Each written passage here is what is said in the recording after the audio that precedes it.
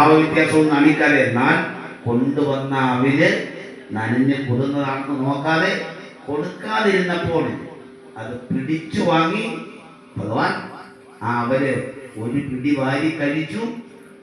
രണ്ടാമത്തെ പിടി വാരി കഴിക്കാനായിട്ട് എടുത്തപ്പോ പത്നി രുക്മിണി ദേവി തൊട്ടടുത്ത് നിന്നുകൊണ്ട് ആ കൈക്ക് പിടിക്കുകയാണ്. കാരണം ഭഗവാൻ തൃപ്തനായി കഴിഞ്ഞാൽ ഭക്തനെല്ലാം ലഭിച്ചു എന്ന് സാരം.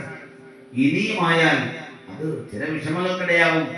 അതുകൊണ്ട് ഇപ്പോഴെല്ലാം ആയിരിക്കുന്നു, ഇന്ന് ഇത് മതി എന്ന് പറഞ്ഞുകൊണ്ട് ആ രുക്മിണി ദേവി കൈക്ക് പിടിക്കുന്ന ഒരു രംഗവും ശേഷം ഭഗവാൻ എല്ലാം കൂടെ രുക്മിണിക്ക് കൊടുക്കുന്നു.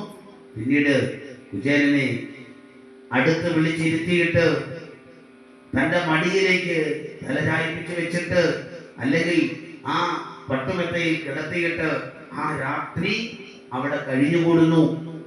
എന്നിട്ട് രാവിലെ കഴിഞ്ഞുകൂടുന്നു മാത്രമല്ല, ആ ഉറങ്ങാൻ കിടന്ന സമയത്ത് അദ്ദേഹത്തിന്റെ പാദങ്ങളിൽ വേദന ഉണ്ടാകുമോ ഒന്ന് മസാജ് ചെയ്ത് കൊടുക്കുന്നു, തടവി കൊടുക്കുന്നുണ്ട്.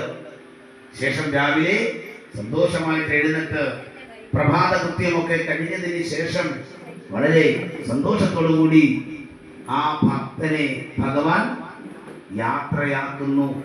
പോകുന്ന വഴിയിൽ ആ കുചേലൻ തിരിഞ്ഞ് നോക്കുന്നു, ഞാൻ എന്താ സ്വർഗത്തിലെത്തിയോ?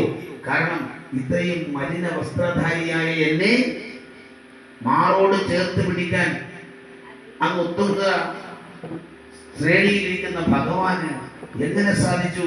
എന്റെ ഭഗവാനെ, നിന്റെ മനസ്സിന്റെ ആ വലിപ്പം അത് പറഞ്ഞാൽ തീരില്ല.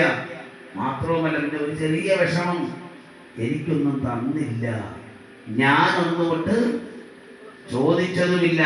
ചോദിക്കാൻ ഇതുകൊണ്ടാണോ ഇനി എനിക്ക് തരാതിരുന്നത് എന്ന് ചിന്തിക്കുമ്പോഴും കുചേലൻ ഉത്തരം സ്വയം കണ്ടെത്തുന്നുണ്ട്.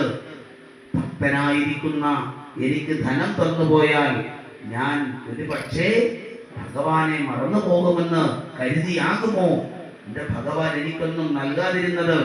എന്തായാലും വീട്ടില് പറഞ്ഞയച്ച ഭാര്യയോട് ഞാൻ ഇനി എന്ത് മറുപടി പറയും എന്ന് ചിന്തിച്ചുകൊണ്ട് കുചേലൻ മുന്നോട്ട് നടന്ന് ഏതാണ്ട് തന്റെ നാട്ടിലെത്തിയപ്പോ അവിടെ കണ്ട കാഴ്ച, താൻ നടന്ന് തിരിച്ച് ദ്വാരകയിൽ തന്നെയാണോ എത്തിയത് എന്ന് കുചേലന് തോന്നിപ്പോയി. അത്തരത്തിലായിരുന്നു ആ നാടിന്റെ മാറ്റം.